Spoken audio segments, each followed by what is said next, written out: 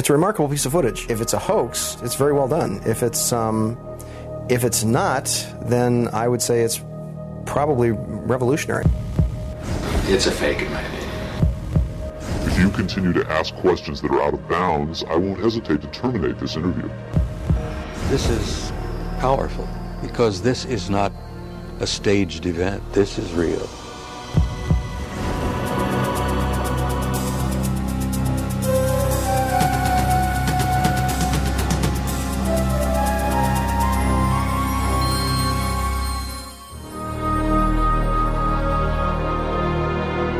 Interest in UFOs and Area 51 is at an all-time high.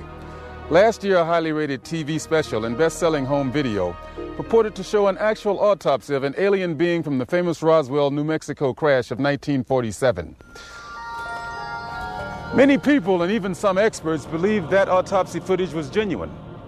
If that was indeed the body of an alien being from another world, could the footage in this program be the world's first hard visual evidence of an actual living and breathing alien being? An alien being communicating in an interview with a highly covert arm of the U.S. government? If the footage we're about to show you is genuine, then this could very well be the most important video in the history of mankind, proving once and for all that we are not alone.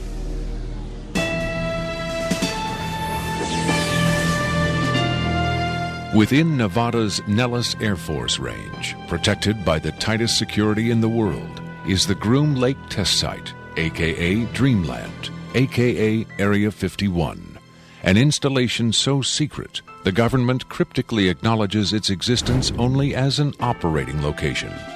Until recently, the military flat out denied the presence of such a base.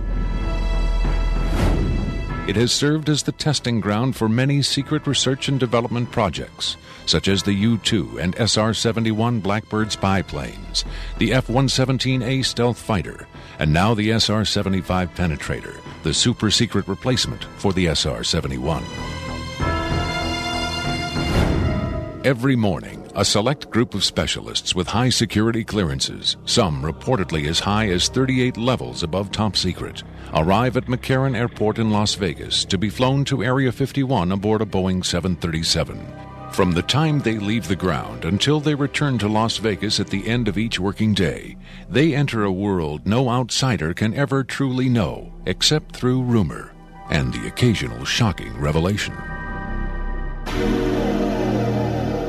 In 1989, a physicist named Robert Lazar went public with the stunning claim that the United States government was test flying dish-shaped aircraft of extraterrestrial origin at Area 51.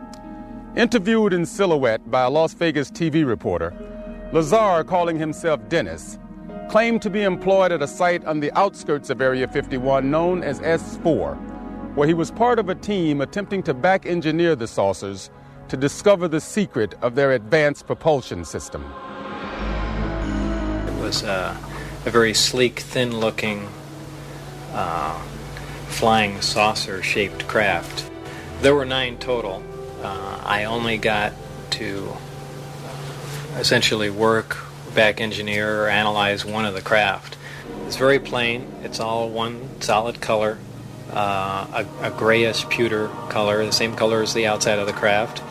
There are no sharp corners anywhere. Every device in the craft, the seat, the amplifier housings, everything has a rounded corner on it, almost as if it was all fashioned out of wax and then slightly melted, so everything curved, even where the ceiling meets the floor on the end. Everything has a curve to it. Very, very plain, very wide open, very impractical use of space. And there are 3 levels. The lower level houses the amplifiers themselves that swing, the 3 of them. The center level is where you enter the craft, where the seats and the amplifiers are, and the top level is a small area, and I did not have access to that, so I don't know what's up there. Absolutely alien craft, there's no question about it. Well, first of all, the scope of the project was to back engineer it. If they were United States craft, we wouldn't be going backward trying to find out how they were built if we had built them. Second of all, the size of the equipment inside, the size of the seats, the materials that were in use, completely alien to us, pardon the pun, and the fuel, element 115, essentially non-existent. All these factors together, and of course the briefing information stating that they were alien craft. Along with Robert Lazar, rocket scientist David Adair is one of the few individuals who will go on record concerning his personal experiences with alien technology at Area 51. Was not of our origin. They shouldn't have let me see that. And then in the results of it, they locked me in a room. And the reason they locked me up in a room was because I wouldn't tell them any more about how the engine would function, and they started getting a little bit more perturbed about that. A former consultant to NASA and top aerospace companies, Adair claims that in 1971 he was brought in to study the engine of a downed flying saucer. What I was looking at was a technological marvel of its time, and it was a magnificent thing to see sitting there, and the whole situation just started really getting me more angry than anything, because the fact that they could sit on such a hunk of technology and not tell us about it. Here we are using liquid fuel engines and rockets at NASA, and here they got an engine that's probably, in theory that we know of, could be a speed of light, an engine capable of speed of light or even faster. Ufologist and lecturer Sean David Morton has appeared on Sightings, Strange Universe, and Hard Copy. He offers his own perspective on Lazar's stunning claim and the super-secret Area 51. Area 51 is approximately 135 miles north of Las Vegas. It sits in a box that's at the western middle corner of the Nellis test site. It was originally called the Groom Lake Facility, and Area 51 actually gets its name from a bombing classification. There's Area 49, 50, 51, 52, et cetera, et cetera. So one of the things that Robert Lazar told us was that if we simply went out to a black mailbox at 6:30 p.m. on Wednesday nights, that we would actually see flying saucers, that these objects would test, and that this was the military testing time between 6:30 and 9:30, and then early in the morning between about 3 a.m. and about 6 a.m. Vigorous efforts have been made by employees of the government and others to debunk Lazar's claims and discredit him personally. Nevertheless, Area 51 has become the center of a raging controversy, whether in fact certain clandestine agencies of the U.S. government are in secret contact with alien beings. Project Sigma was supposedly a deal between the United States government and various extraterrestrials that after the Roswell crash of 1947, that an organization called Majestic 12 was formed, and then in 1953, President Eisenhower was then brought in on this. Well, there was a negotiation going back and forth between the United States military, the government, and the extraterrestrials. Apparently, we had a number of things that the extraterrestrials wanted. Number one, the military needed hardware. We wanted technology, we wanted weapons technology, propulsion technology, metallurgy technology, and in exchange for this, the ETs were willing to trade us their hardware for our software, and software namely being us. What they primarily wanted was genetic material, and in exchange for that, they were willing to give us certain technological advances, like a number of flying saucers. It is out of Area 51 that the tape we are about to show you was supposedly smuggled. On Friday, July 26, 1996, the offices of Rocket Pictures, a producer-distributor of motion pictures and television programs, received a phone call. A male voice, identifying himself only as Victor, claimed to be in possession of a videotaped interview with an extraterrestrial being. Tom Coleman, president of Rocket Pictures, was intrigued enough to take the call. I, of course, thought this was some hoax. In fact, I thought it might have even been my brother at one point. But as we spoke, this was someone who seemed to be very serious.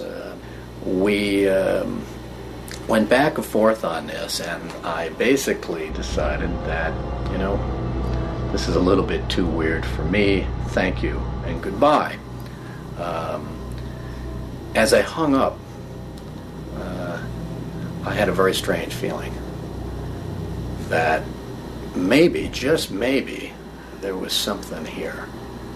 He said he had a tape of a space alien, an ET, that was being held in a military installation in Nevada. I'm not sure as a prisoner or a guest. And he had this on tape. As we've already heard from Sean Morton and others, this is not the first time allegations have surfaced that the U.S. government is playing host to extraterrestrial biological entities, or EBEs. The first and most famous alleged contact was the Roswell flying saucer crash of 1947. This is the incident from which the alien autopsy footage supposedly originated. But there have been persistent rumors that not all of the aliens retrieved from the Roswell crash were dead. The final fate of the survivors, if any, is unknown. 2 years later, however, in 1949, another alien is reported to have survived a saucer crash, and this being, known as EBE-1, was taken into custody and kept at a safe house. EBE-1 supposedly suffered from chronic health problems, which the doctors of the time were helpless to treat. According to a controversial, possibly fraudulent briefing document dating from the Jimmy Carter administration, EBE-1 was interviewed by means of pictographs, from which it was learned that he came from the Zeta Reticuli star system. Can we eliminate one or more of these categories from discussion? The laborious process of developing a set of symbols that could be used and understood by both human and alien amounted to the creation of a new language. If such an effort was made, it represents the greatest achievement in linguistics since the deciphering of the Rosetta Stone.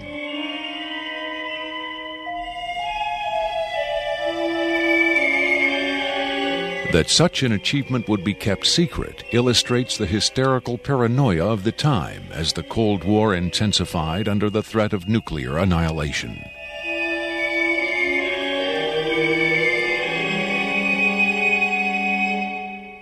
The so-called Carter-Aquarius briefing document states that EBE-1 died of unknown causes on June 18, 1952.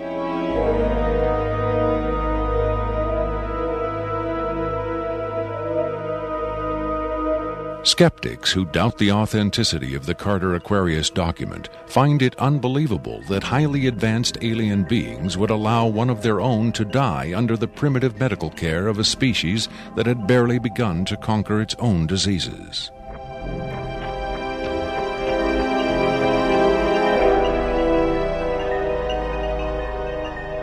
But as we will hear, there are those who claim that to the aliens, death is not a final end to be feared, but a mere transition.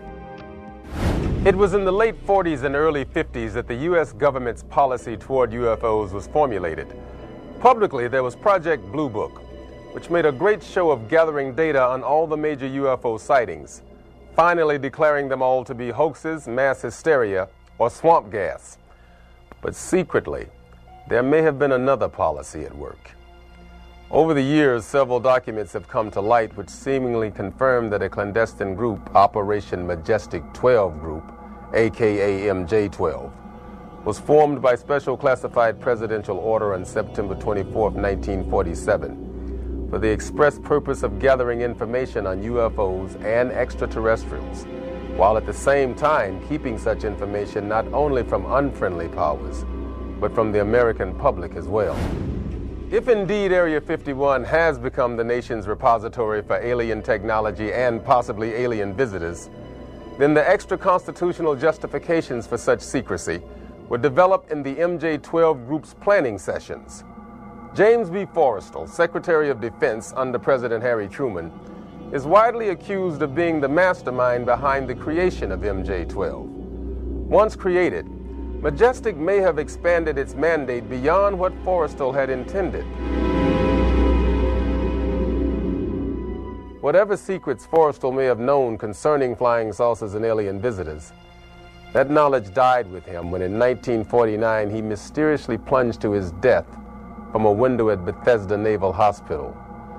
Though he was being treated for depression, many UFO researchers doubt that his death was a suicide and point to the sinister workings of the possibly mythical MJ-12, which in their hypothesis may have been protecting its secrecy from a man who had come to believe the people had a right to know.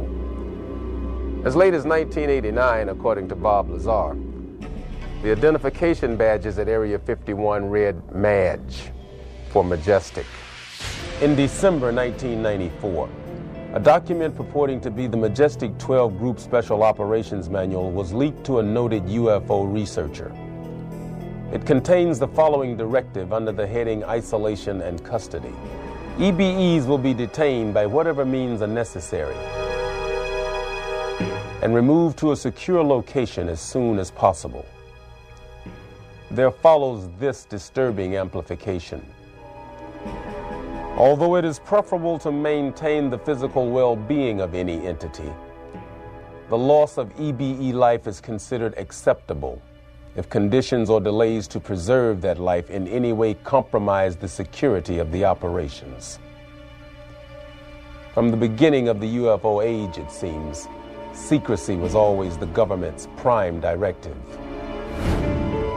In 1988, another anonymous government source, codenamed Falcon, claimed that a second extraterrestrial biological entity, EBE-2, voluntarily became a guest of our government, allowing himself to be examined and interviewed.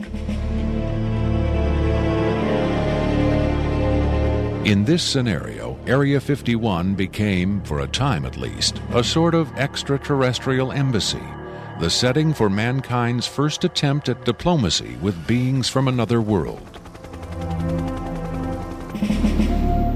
Different sources disagree as to how communication was established.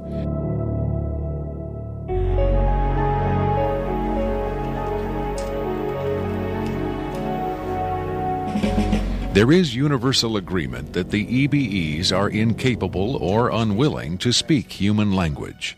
In addition to the pictographs used by EBE-1, it has been reported by Falcon that in the early 1950s, EBE-2 was fitted with some sort of artificial voice box, allowing him to speak words, and that he learned the English language very rapidly.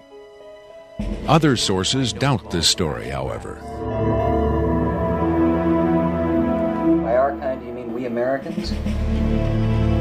What has been reported most persistently is that the aliens communicate via thought projection, or telepathy. They would have been tortured, made to give up their secrets, instead of questioned in this friendly manner.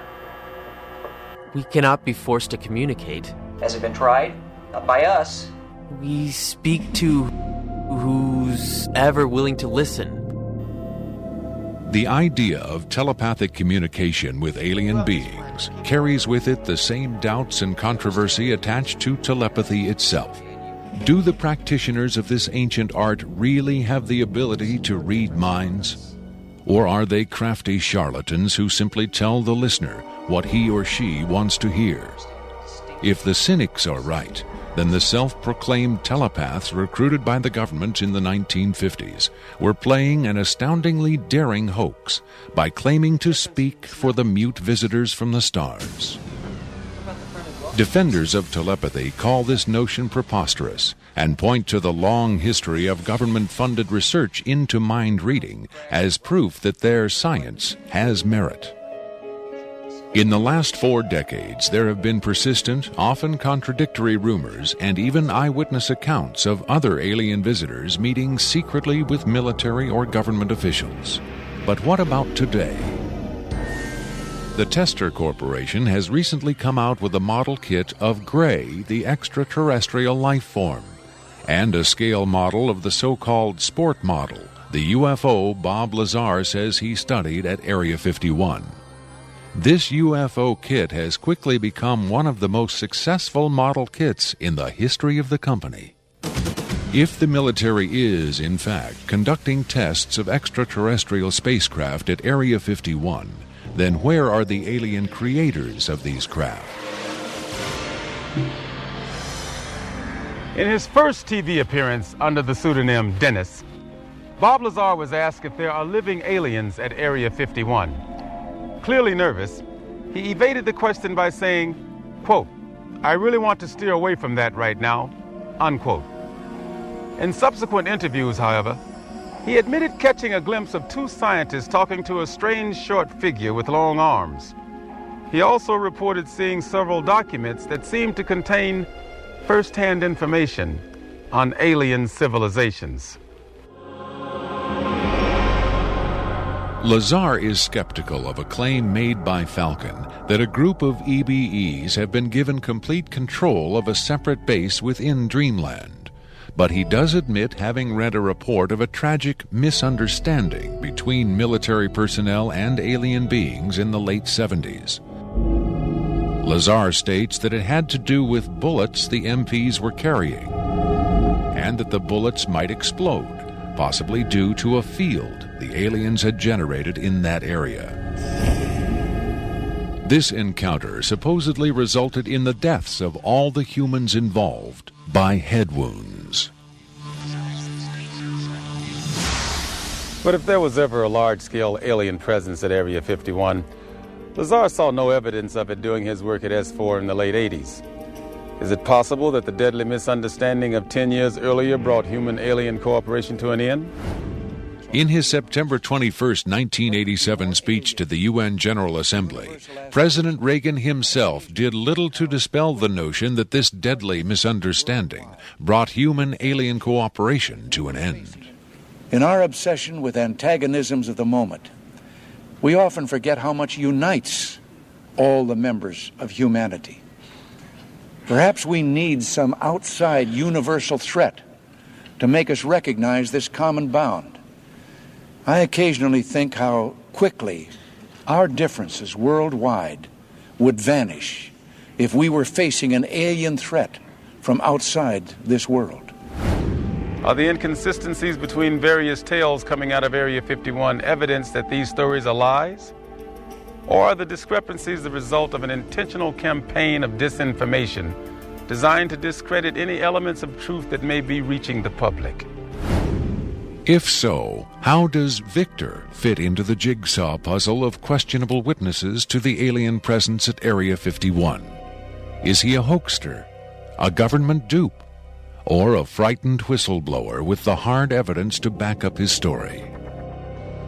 I made it very clear to Victor that his credibility was the entire issue here, and that everybody's going to think this is a hoax, and that how are they going to possibly verify this? What he said was, you can do anything you want in terms of verified, any type of due diligence. He will answer whatever questions put forward. We could do whatever type of checking. We could bring in experts. We could have the tape tested. We could, in fact, he encouraged all of these aspects. He just did not want his face and his real name revealed. At Coleman's insistence, Victor agreed reluctantly to appear on camera, but only in disguise, in shadow, and with his voice electronically altered. The questions were agreed upon in advance, but during the actual interview, the discussion occasionally deviated from Victor's approved questions. What is your occupation at Area 51? I won't answer that. I have had reason to be present at Area 51, but I'm not going to clarify whether or not I was there as an employee. Are you saying you were there as a visitor? I'm not going to specify why or in what capacity I was there, only that I was there. Can you tell us how many times you were there? When I agreed to this, my fundamental ground rule was that I would not be asked to divulge personal data that might help pinpoint my identity. If you continue to ask questions that are out of bounds, I won't hesitate to terminate this interview. Are you saying that the number of times you were present at Area 51 is enough to pinpoint your identity? Any specifics will narrow the field of suspects. Of course, I could lie. Let's say I've been there 47 times, or anyway more than once. Let's turn to the tape itself. The copy you've supplied is not the original tape. No. Was the original at Area 51 when you copied it? That's out of bounds. Is it fair to assume that the copying of tapes at Area 51 is heavily restricted? You can assume anything you like. I would say that's a fair assumption. That's obvious. I will say that this tape was copied under special circumstances. Otherwise, copying it would have been impossible. Can you be more specific? More specific? Okay, I'm sure they've figured this much out already. Recently, there was a wholesale transfer of video documentation from analog tape to digital disk storage. In a couple of instances, this allowed data to leak from a highest security system to a less high security system. Even so, this particular tape was the only... I think that's about all I'll say about that. Was there something about this particular clip that made it more accessible to be copied? Not necessarily, no. Was there something about the content that caused them to file it differently or give it special handling? This interview was terminated. The interview resumed only after a discussion of the ground rules. Have you personally seen the alien being that appears in the tape? Yes, I have, but I stress I was not necessarily present at the interview session that appears on the tape. I'm not going to be specific. I may have encountered the being at another time. What can you tell us about the alien interview we're about to see? This one is rather recent, very late in the series. The interview process has been ongoing since the being arrived, which was in 1989. Approximately twice a month, they sit it down for a session that generally lasts from 3 to 5 hours. If they try to go longer than that, or if they schedule the sessions more frequently, the being becomes unresponsive. There's a fair amount of infighting among the scientists from different disciplines to get their questions asked. What has the alien revealed? Various minor technical details of the saucers. The physicists and engineers are frankly frustrated. They feel the being is withholding information. Possibly concepts are getting lost because all the information has to come through a telepath. But also it may be that the bulk of their scientific knowledge is just too advanced to be translated into our primitive conceptual framework. It's analogous to if a human scientist were to try to translate quantum mechanics into the grunts and screeches of a chimpanzee. That's not a very flattering comparison. Frankly, there's a high attrition rate for scientists in the program. You'd think they'd be energized by the challenge. But a lot of them take the ego deflation very hard when they find out not only how much they don't know, but how much they aren't even capable of understanding. What else has the alien communicated? Oddly enough, the being seems to have a much easier time communicating spiritual concepts.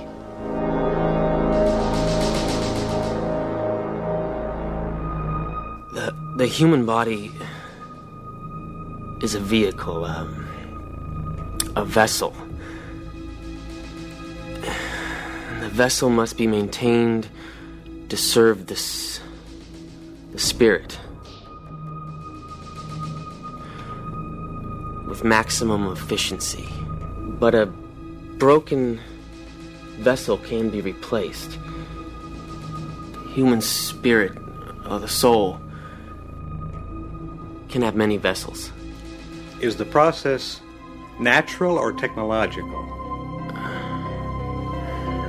Both are one. Technology is a natural excrescence of humanity. Technology is a process the vessel uses to perfect itself. So this transference of the soul from vessel to vessel, did your kind create the mechanics of it, or is it a natural... Did it predate the intellectual creation? Before understanding must come acceptance. And it's not technological. Well, I think what he's trying to say is that the question is meaningless. The soul can travel from vessel to vessel. Reincarnation, transfiguration, whatever. It's real. What I'm getting at is, does he know how it's done? Victor uses the term vessels to refer to the alien's conception of the body as a disposable vehicle for the soul. The UFO cult known as Heaven's Gate used the term containers in a similar context. The mass suicide of the Heaven's Gate cultists illustrates the dark side of accepting such ideas at face value. Doe, the Heaven's Gate cult leader, preach that humans can pass from container to container. The mysterious Victor, on the other hand, harbors no such belief. In his interview, recorded months before the Rancho Santa Fe tragedy, Victor made his attachment to his own earthly vessel abundantly clear. And let me just state here publicly, to head off any clever ideas anyone might be having, I have never been, am not now, and never will be suicidal. But how would the public know if something happened to you, since we don't know who you are? I'm taking care of that, trust me. If something happens to me, if I die, people will know who I am. Do you think it's a reassuring sign that these aliens can communicate with us on a spiritual plane? It would be nice to think so, but I'm not sure if it's really such an achievement considering the mismatch between our intellects. I mean, you're not going to have much luck making your dog understand calculus. But if you pet him on the head and say, "Good dog," aren't you communicating spiritually? And doesn't the animal control officer say, "Good dog," when he comes to put some poor stray to sleep? Doesn't the vet try to reassure the animal just before he spays it? When you're dealing with beings whose intellect is so far beyond your own, I don't think it's safe to assume they have your best interests at heart. What about the content of the tape segment you brought? As I said, this is late in the series. In fact, it's quite close to the end. Because of his unwillingness to reveal his own identity, Victor's story stands or falls on the credibility of the tape he supplied. Here, exclusively, for the first time anywhere, is the uncut, uninterrupted alien interview tape, shown in its entirety in real time.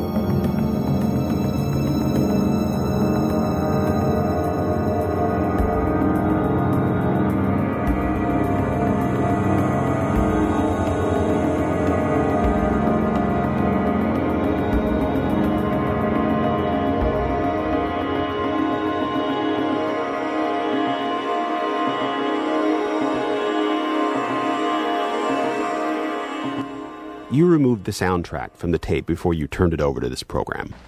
That's correct. I can't allow the voices of the project personnel to be heard by the general public. There's a very good chance their family or friends on the outside might recognize them. Isn't your purpose in releasing this tape to expose Area 51 to the world? My purpose is to expose the existence of the aliens, not compromise these individuals. I made the decision to come forward. I'm taking precautions to protect my own identity, and I don't think it's fair for me to put these others in danger of exposure. In any case, the interview on the tape went nowhere. It was interrupted, as you'll see.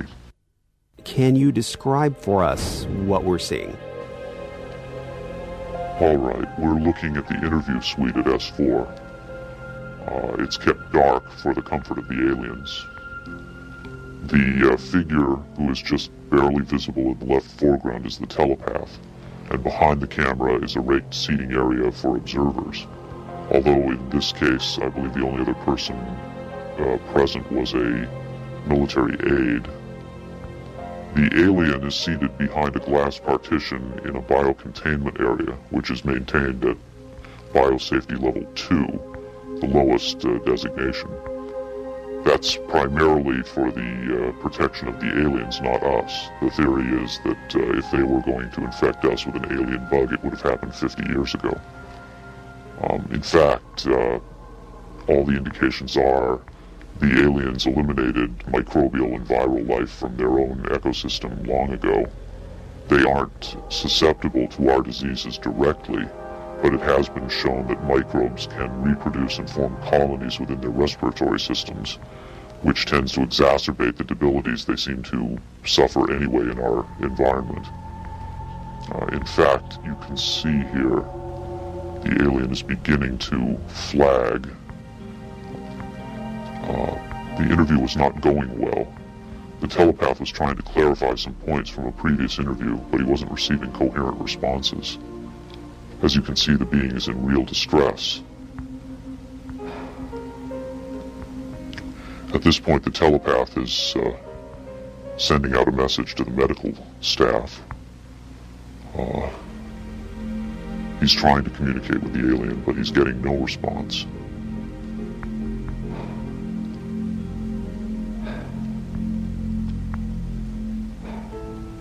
There's very little he can do. There's no direct connection between his space and the biocontainment area. That's the aide stepping in on the right.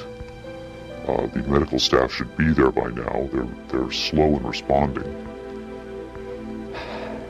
There they are. I have to say the medical personnel at S4 are less than first rate. They tend to be selected for their willingness to keep secrets rather than their medical competence. By the way, he's not shining that light into the eyes. It looks that way, but in fact he's checking for hemorrhaging around the eye sockets and in the nasal cavity. I'm sorry. It's very hard for me to watch this.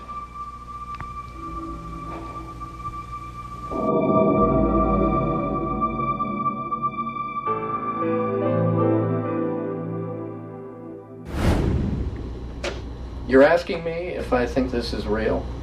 That have I finally seen a space alien? I don't know. But I do know this. I know that this is not a tricked up version like the Alien Autopsy. It doesn't attempt to distract you away from the alien. It doesn't have that cinema verite, black and white. It doesn't go to great lengths to try to fool the audience. It's straight ahead. It's an alien on tape. Pretty much the way you'd probably film it. But the point is this. What if it is real? In evaluating the authenticity of the alien interview tape, the logical place to begin is with the videotape itself. What can the technical details of this recording tell us about its origin? Rocket Pictures sent Victor's original tape to the Phoenix laboratory of renowned image analyst Jim Delatoso. Using the most up-to-date digital technology, Delatoso tried to determine the tape's authenticity. I've been exploring, looking at different aspects of the image itself to develop questions for a matrix on is it real or is it fake. I grabbed a frame in the computer and we're outputting it now in digital format, and you can see that we have an absolutely solid picture. What we've done is taken the picture and moved it over so that we can look at the information that's in between the frames. Now, when we look at the motion video, we can see that it still is not bad. And when we have this little indicator down here, it tells me that the original image was transferred using some kind of time-based corrector.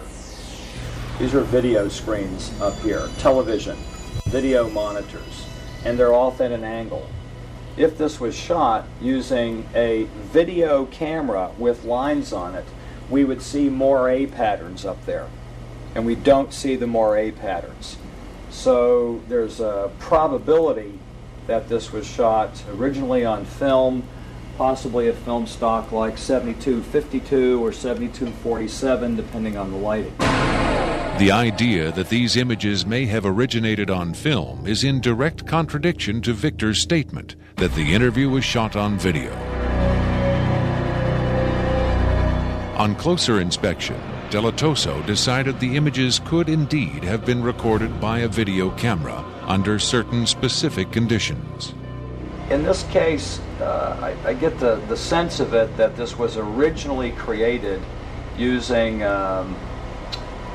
either film, transferred telecine to beta, but then this is the third generation, or it was taped under very low light conditions with the video gain boosted probably 12 dB. Even the emotionless analysis of a computer cannot provide a definitive answer. Delatoso's efforts yield tantalizing hints, but in the end they only increase the mystery. One of the key things about this creature are its eyes. Like the other experts, video analyst Jim Delatoso was emotionally affected by what he saw. He took the tape very seriously and offered this personal opinion. If someone faked this, I don't like these people. I think it's a bad thing for people to do, because if extraterrestrials come here, it's an incredibly important thing to understand who they are and why are they coming here. If this is not faked, I think we've got a glimpse here of a sense of communication with someone who came from a long distance away. When asked his opinion of the alien interview, Adair was careful to answer only in terms of his own experiences. If you're referring to the film where it's aliens being interrogated at Area 51, I don't know. I've never seen a UFO in my life. I've never seen aliens pickled in a jar or anything like that. But I know I saw an engine that wasn't from our terrestrial technology. If you look at an engine like that, it came out of a craft. If it come out of a craft, then that craft has occupants. So it's very logical to assume then that those occupants could still be here and they could be interrogating them, or they could have downed another craft since 1971. Makeup artist John Criswell has provided special effects creatures for many Hollywood motion pictures and television shows, such as Spaced Invaders and Babylon 5. Hired by Rocket Pictures to create the aliens for the recreation segments of this program, Criswell was very interested to finally see the real thing. By Hollywood standards, I would say it's a pretty decent puppet. Well, to be honest with you, I would love to buy this being real, but it's probably a hoax. Well, I think this is a really cool design, and it's a great concept, but I think I could have done better. Whoever did this, I mean, they could have a job in Hollywood in a minute, no problem. This one has a much creepier quality than the alien autopsy tape, I think. That one I definitely didn't buy just because of the way it laid on the table. There was a couple of things. This actually, whoever did this was, or if someone did this, they were very clever because it it hides a lot of stuff. So that's what makes me kind of disbelieve it a little bit. But, you know, who knows? Criswell thought the alien exhibited movements that would be difficult to fake. There are moments when this looks very real, and I don't know how they did certain little things about this. So right when I would say that it's definitely a puppet, he moves a certain way, or he'll lift up in the frame and all that, and all these little things are important to the to the character of him. Academy Award winner Rick Baker is one of Hollywood's reigning masters of makeup effects. He transformed Eddie Murphy into a 300-pound man for The Nutty Professor and has created monsters for countless films, including An American Werewolf in London and the UFO-related Men in Black. Baker dismissed the tape as a fake. Yeah, this doesn't fool me. I don't buy this. I think this is a puppet, and you've got a table in the foreground that's hiding the rest of its body. You've got some kind of whatever that instrument is in the foreground. It's also lit very mysteriously. I think if you were going to record this alien, you would want to see it, and you wouldn't want to hide it behind a table, and you would light it in a way that would show up much more than this.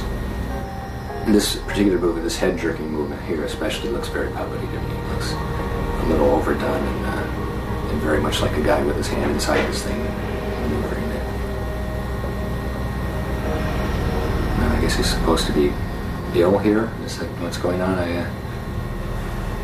It just looks like they went to a great deal of effort to hide as much of the anatomy other than the head on this puppet, and I just don't buy it. I would be willing to stake my reputation on the fact that I think this is a hoax. It's very interesting to see them. In Baker's opinion, there was no controversy at all. It's a fake, in my opinion. We could build better. We have built better. UFO expert Robert Dean, on the other hand, had no doubt whatsoever that the tape was authentic. This is powerful because this is not a staged event. This is real.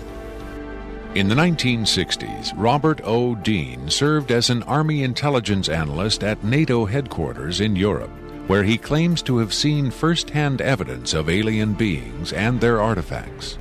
Retired from the Army, he is now a highly regarded UFO researcher and analyst. Dean was asked to view the tape and offer his expert opinion. They're treating him like a piece of livestock, wiping his lips. Calling on his own first-hand experience for comparison, Robert Dean was stunned and moved by what he saw. That breaks my heart.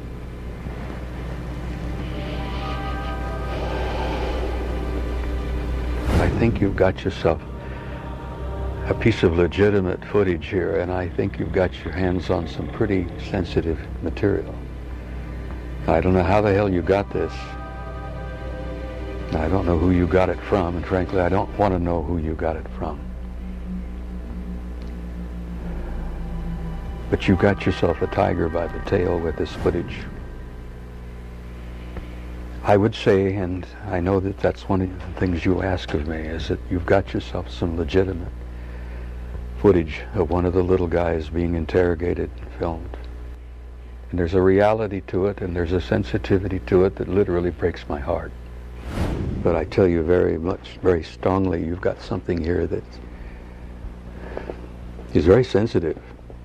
Well, I know that the level of classification on this kind of a thing is so far damned above top secret that you can't imagine how sensitive this kind of thing is, and how delicate it is, and how tightly the government sits on anything like this. Sean Morton looked for clues to the tape's authenticity in the technical details of the interview's setting.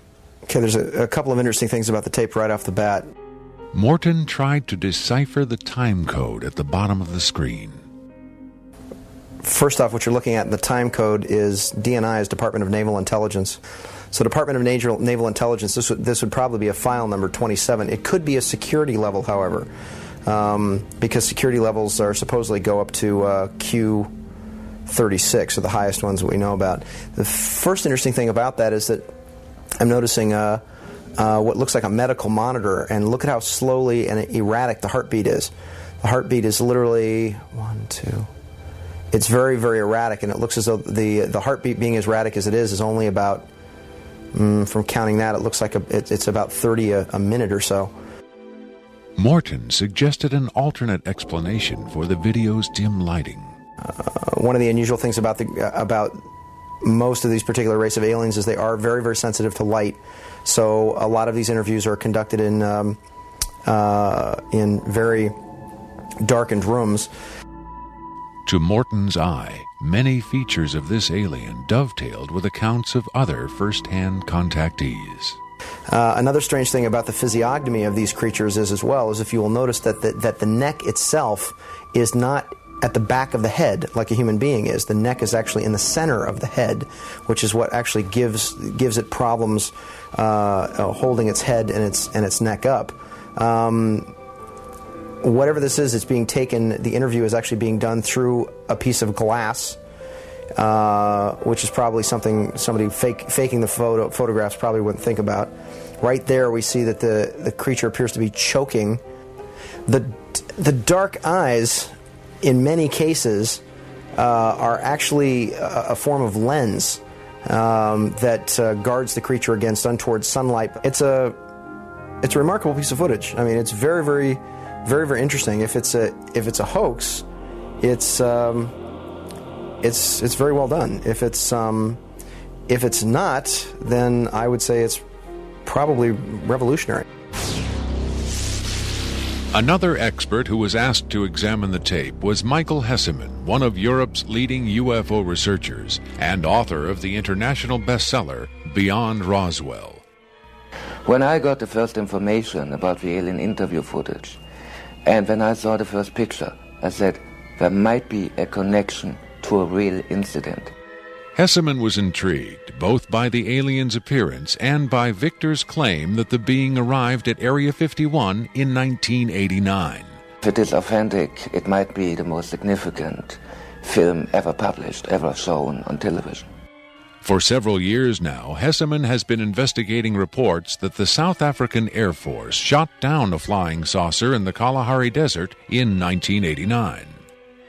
According to Hesseman's sources, 2 survivors were retrieved from the downed saucer. One was sent to Wright-Patterson Air Force Base in Ohio, and the other to Area 51. The extraterrestrial in Victor's tape bears a striking resemblance to descriptions of the Kalahari ET, and the timing of its appearance at Area 51 is consistent with the South African incident. If you see the drawings we have of the Kalahari alien and the descriptions we have, it seems to be the same being. And the Kalahari incident puts the alien interview footage into a context and gives it at least a probability that it might be real. It might be the real stuff, we just don't know. Whitley Strieber, best-selling author of Communion, claims to have had numerous personal contacts with alien beings. He has become the de facto spokesman for the growing number of people who claim to have been abducted by extraterrestrials. The nationally syndicated television program Strange Universe asked Strieber and several other abductees to view the alien interview tape. What Strieber saw left him profoundly shaken.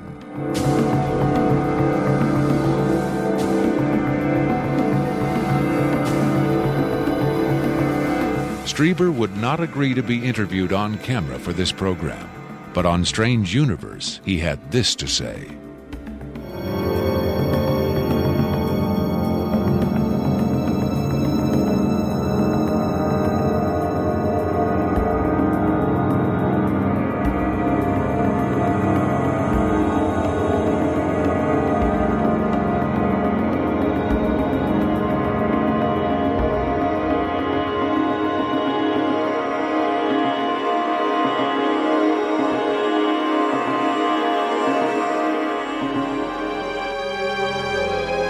On May 23, 1997, Victor gave a radio interview on the nationally syndicated show Coast to Coast AM with Art Bell. Speaking by telephone from an unknown location, Victor answered questions from host Art Bell and his guest, UFO expert Sean Morton. From the Kingdom of Nye, Coast to Coast AM continues with Art Bell. It is going to be a very interesting morning. Let's see if we've got Victor on the line. Victor, are you there? I'm here. Welcome to the program, Victor. Afterwards, this is what Bell and Morton had to say about Victor's credibility. What a hell of an interview, huh? Boy, oh boy, talk about making history on the radio. It was, as far as I could tell, he answered every question properly as far as exactly where the locations are, to the descriptions of the the transports, the 737s, to the CTS-43s, the retinal scans, the 5 levels at S4. A veteran of countless controversial interviews, Art Bell still found himself impressed by his encounter with Victor. In the first, I think, half hour, I sensed that I was getting a kind of a runaround, or that I was not satisfied with the quality of the answers that I was being given. But as the interview progressed, and Victor, to some degree, began to relax, I began to get a different sense, and that was that he was telling me the truth. I think Victor was scared. I think Victor really is scared. And so my judgment of the interview after about the first, maybe 20 minutes, half hour, is that we began to get some real information. It was a significant milestone. There's no question about that in broadcasting.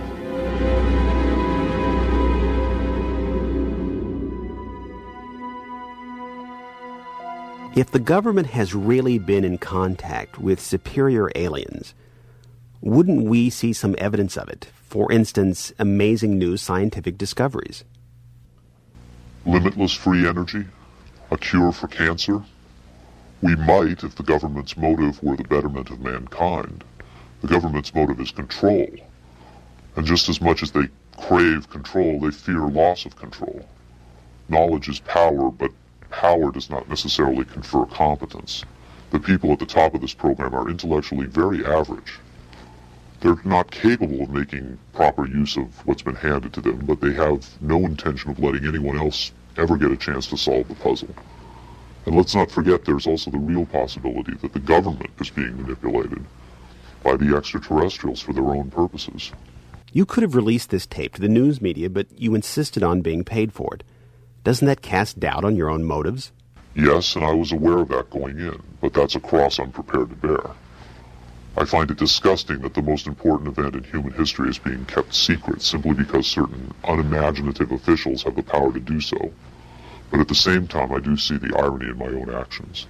All I can say is, had I had the choice, I would not have insisted on profiting from this revelation. But since by lifting this veil I've endangered not only my career, but possibly my life, I felt the need for some small measure of monetary freedom to deal with any eventualities.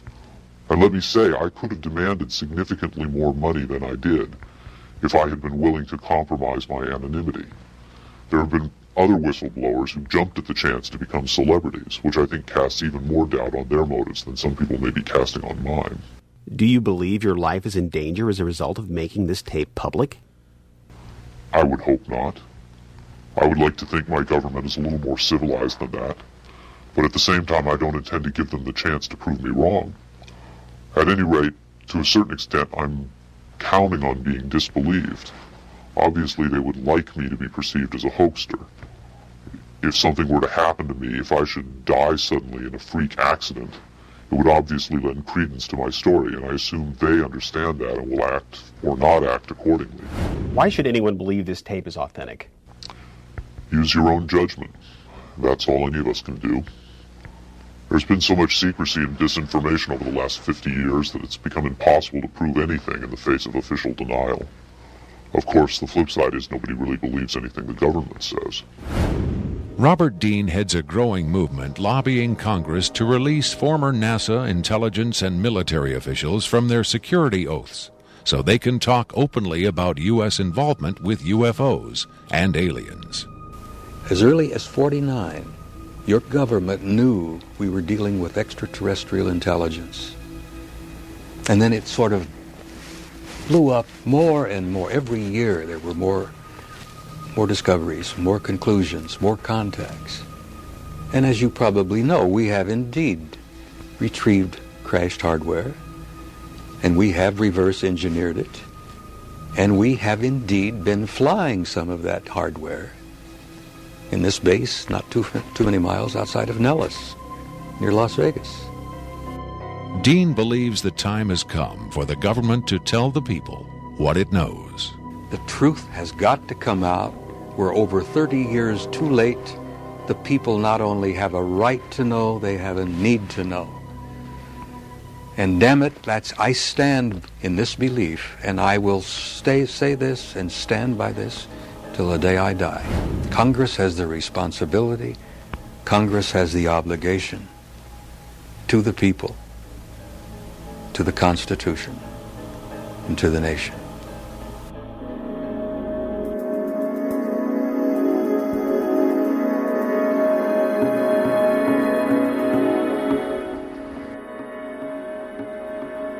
Did this alien die?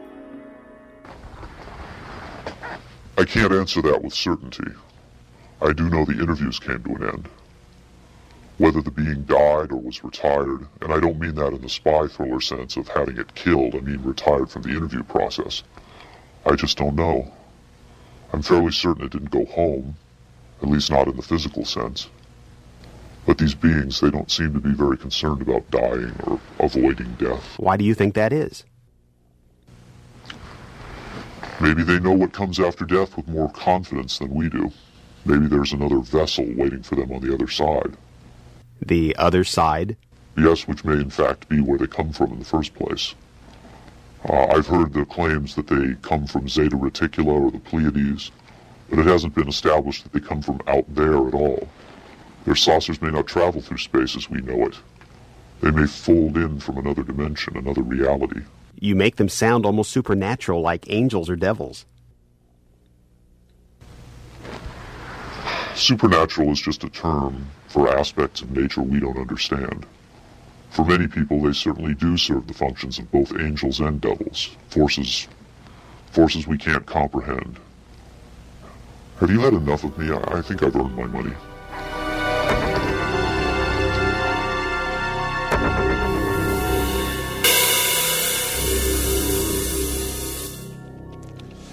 Is seeing believing? Can the images on this little tape really be what Victor claims? To even take the question seriously requires a belief in the possibility of wonder, a willingness to accept an almost unimaginable truth. It's far easier and safer to label it a hoax. I'm standing on Nevada Highway 375.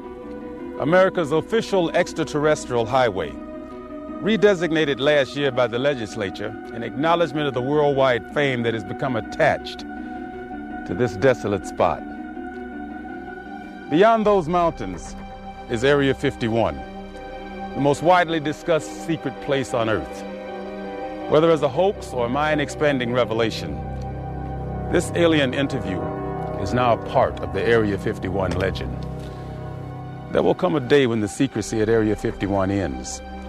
When that day comes, then we will know whether this tape was real and what the true motive was for its sudden appearance.